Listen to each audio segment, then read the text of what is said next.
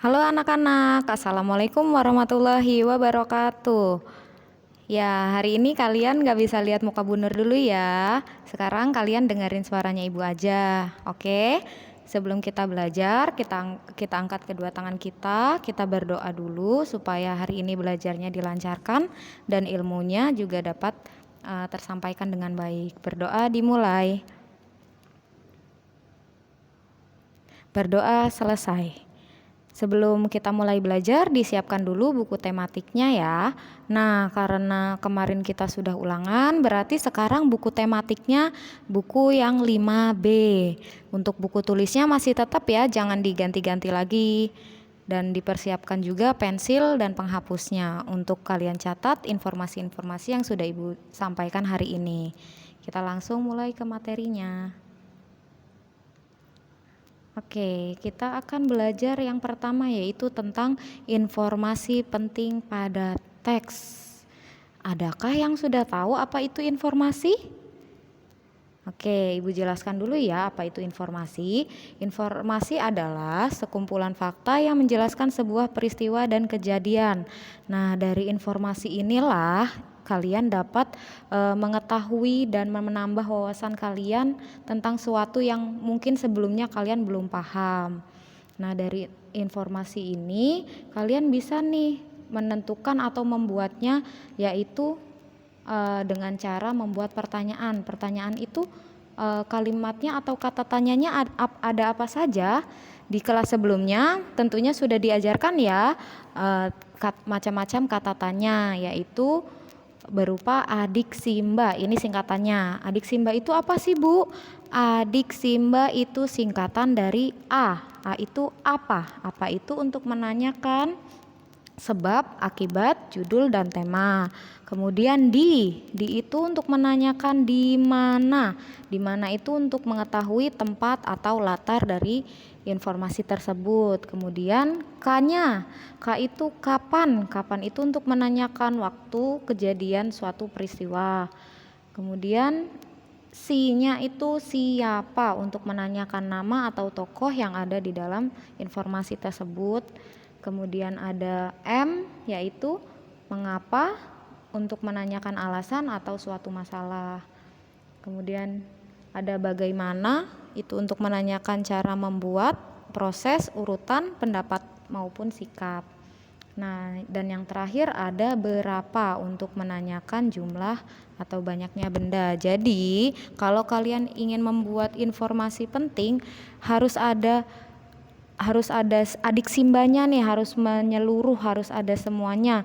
Dimulai dari apa judulnya, misalnya kerja bakti di lingkungan sekolah. Di mana tempatnya, berarti di sekolahku akan mengadakan kerja bakti pada hari Sabtu.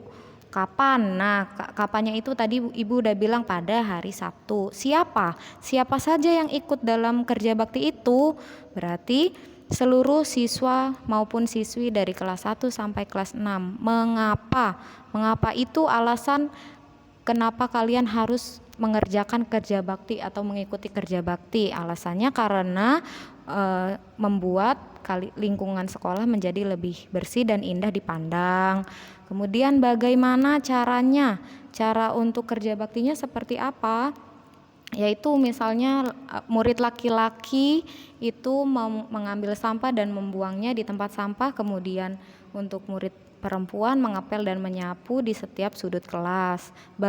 Kemudian yang terakhir berapa jumlah atau banyaknya. Nah, yang mengikuti ini berapa jumlahnya? Misalnya di sekolahku yang mengikuti kegiatan kerja bakti sebanyak 274 orang.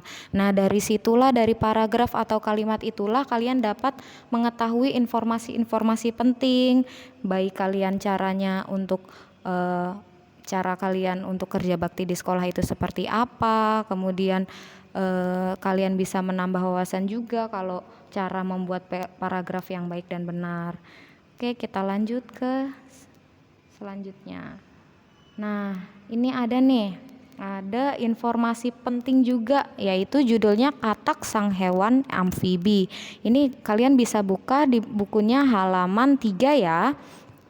Dari paragraf atau informasi ini ternyata sudah ada nih informasi-informasi yang harus kalian jawab. Nah, jawabannya ini harus ada di cerita tersebut. Nih, contohnya apa nama hewan yang dijelaskan di dalam teks? Oh iya, sebelum kalian tahu menjawabnya ini, sebelum itu kalian harus membacanya dulu dengan seksama apa saja yang terdapat atau yang termuat dalam paragraf ini. Yang pertama misalnya, apa nama hewan yang dijelaskan dalam teks? Nah, ini kalian bisa baca ya. Kemudian ada di mana tempat hidup hewan tersebut. Ini nanti ada di sini juga dan yang lain-lain. Ibu minta tolong kerjakan di halaman 3 buku 5B. Langsung di buku paket boleh, di buku tulis juga boleh. Nanti difoto dan dikumpulkan ke guru masing-masing ya. Ingat dengan tulisan yang jelas.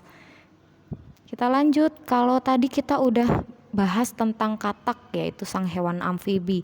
Ternyata hewan itu juga bernafas loh, sebagaimana ciri-ciri makhluk hidup kan salah satunya bernafas ya. Nah, ada sistem pernafasan hewan. Ibu mau kasih tahu dulu macam-macamnya. Yang pertama yaitu katak.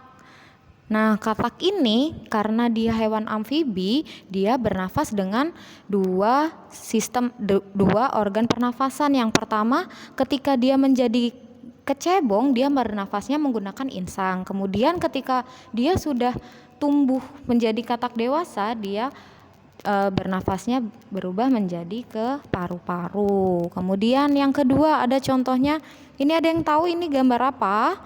Ini gambar burung. Burung itu bernafas atau menyimpan udaranya di pundi-pundi udara. Oke, selanjutnya ada lagi ikan. Ada yang tahu ikan itu bernafas dengan apa? Ya, ikan itu bernafas dengan insang. Tapi nggak semua ikan bernafas dengan insang. Ada juga ikan yang termasuk mamalia. Mamalia berarti nafasnya pakai paru-paru. Contoh ikannya apa sih, Bu? Yaitu ikan paus dan ikan lumba-lumba. Itu mereka termasuk mamalia laut.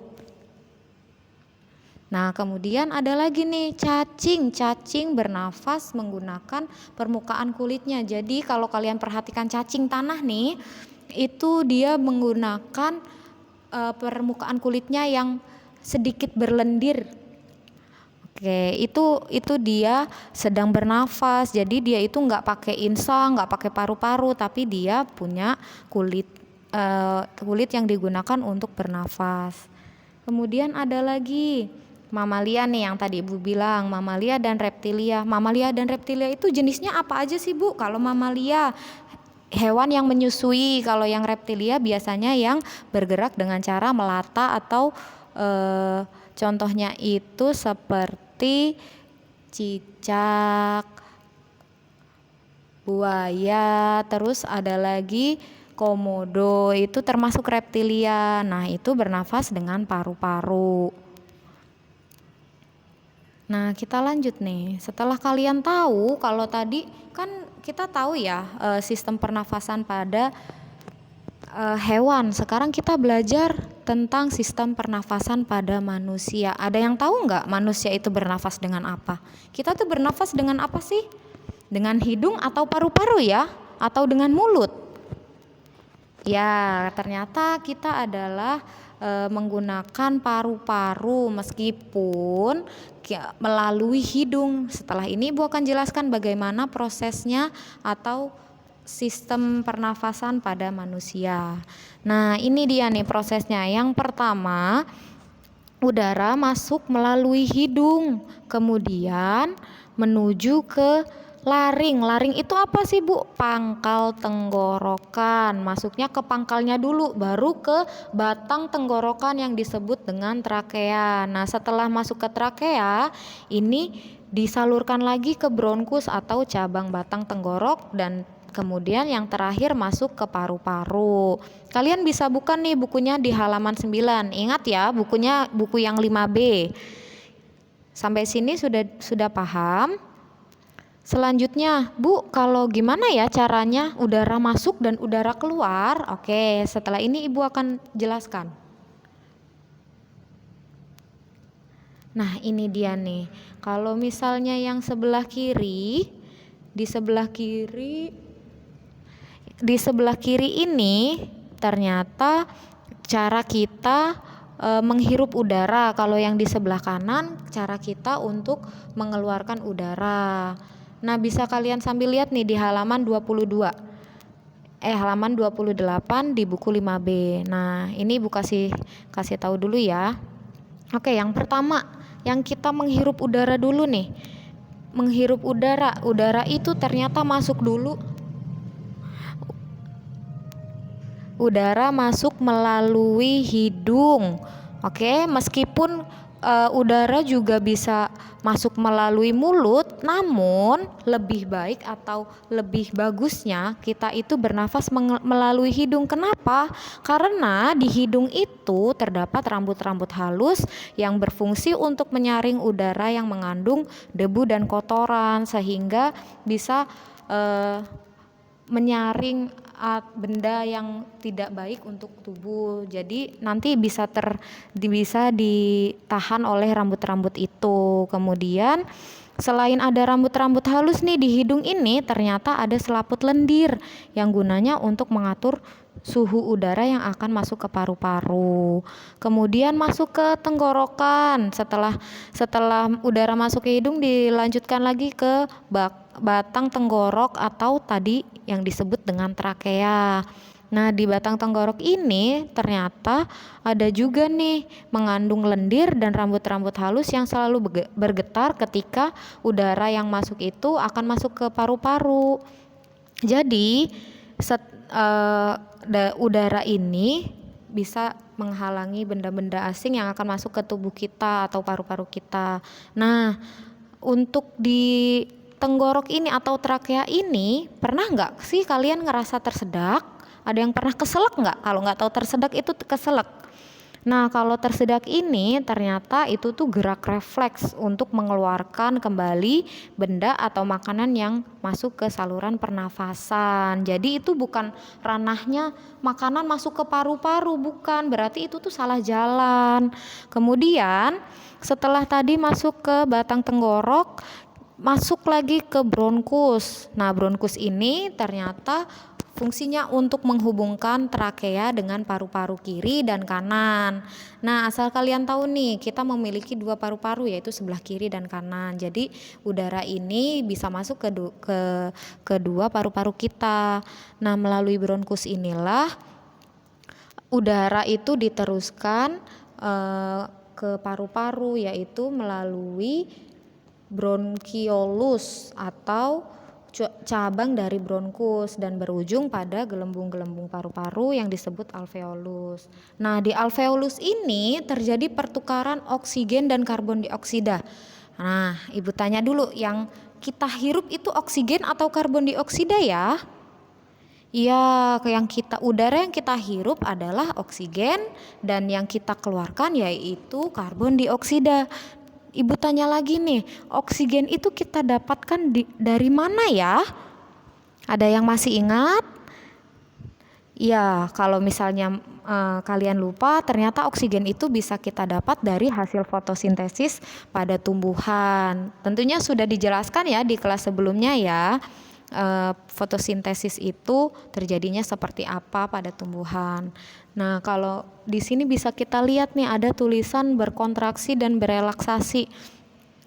Jadi, ketika kalian bernafas, yang kita menghirup udara, otot antar rusuk berkontraksi. Berkontraksi artinya mengkerut. Jadi tulang rusuknya terangkat dan ke atas menyebabkan rongga dada dan paru-paru membesar.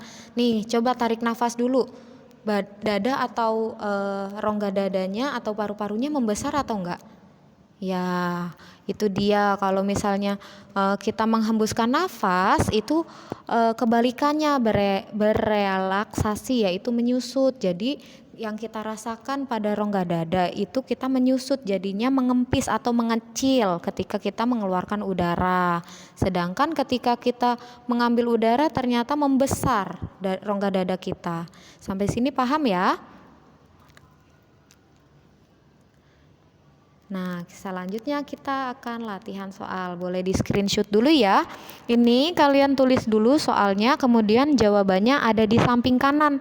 Tentunya jawabannya nggak sesuai dengan nomornya ya. Kalian baca dulu soalnya, jawabannya ada di samping kanan. Kalian pilih sesuai dengan jawaban yang tepat. Oke, sampai sini dulu. Kurang lebihnya mohon maaf. Apabila ada yang ingin ditanyakan, boleh langsung menghubungi guru masing-masing. Wabillahi taufiq wal hidayah. Wassalamualaikum warahmatullahi wabarakatuh.